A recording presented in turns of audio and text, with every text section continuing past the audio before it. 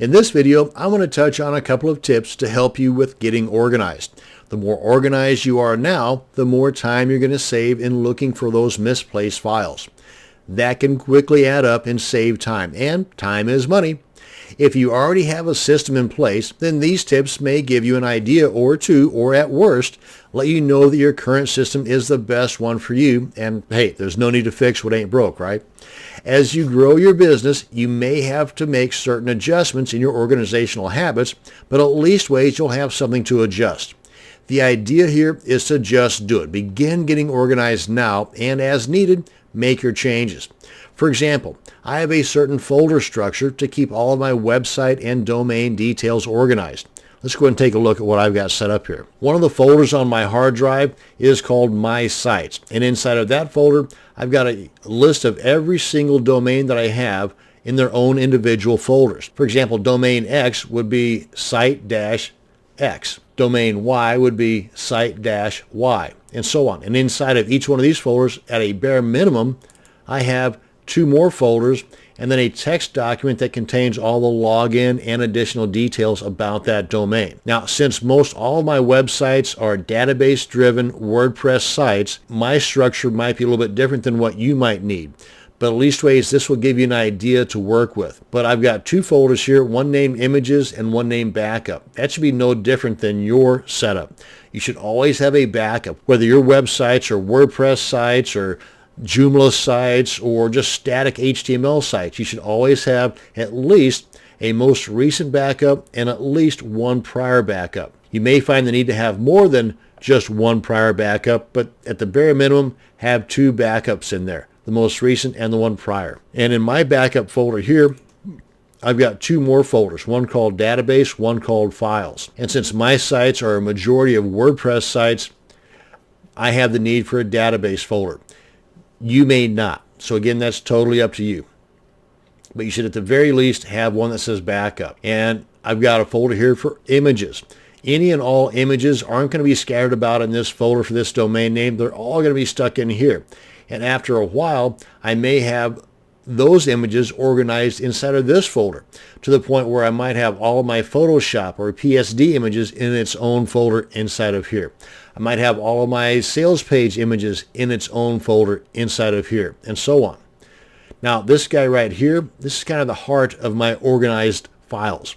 Open this guy up, and remember, most all of my websites are WordPress sites. And of the web hosting companies that I use now, a majority of them have cPanel as the control panel. And that's why I've got this guy right here. If your control panel is something other than cPanel, then just replace this with yours. Maybe it's Plesk or something else. But for the most part, your control panel login details and your FTP login details will be the same, with the minor exception that sometimes the prefix to your FTP might be FTP dot your domain name. Or for a secure login, it might be SFTP dot your domain name.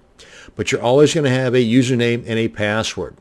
And I've got a section up here that contains notes for my domain. Again, since most of my sites are WordPress sites, these notes here are referencing a configuration file for my WordPress site. Just a little add-on that I want to put in there. And I've got the username and the password for my administrator login details for my blogs, and the database information for my blogs, and my email addresses for that particular domain, as well as a Gmail account that I've got set up for that domain. Now, I've got this set up in addition to my email accounts for that domain because by having a Gmail account, this gives me access to Google Tools for this specific domain. And since Gmail is free, why not? Along with that, I've got a separate YouTube account for just that domain, and anything else that I might need for just that domain, I'll have those in here as well. Again, use this as a guide to go by. You may have a lot more in your file. You may have a lot less. But again, it's something to begin with. It's something to start off with. Now, you're also going to need a way to keep your online purchases organized.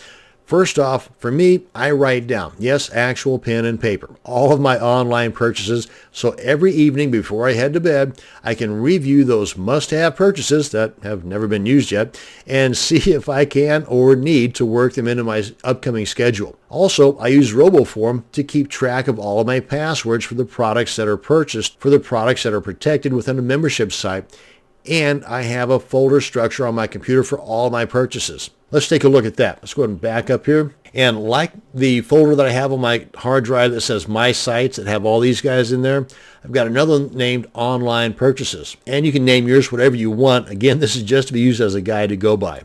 And inside of here, I've got several different folders. In this case, these are niches or topics. I might have a purchase on the Warrior Forum, one of the WSOs or Warrior Special Offers. And I might have a separate folder here just titled WSOs, where I might have all of those located. And inside of there, I might have the name of the purchase preceded by the date so that I can organize it by date purchased, or the name of the person that created the product. Again, totally up to you, however you're most comfortable in keeping your stuff organized. For me, since I'm a product creator, I tend to have things more niche related.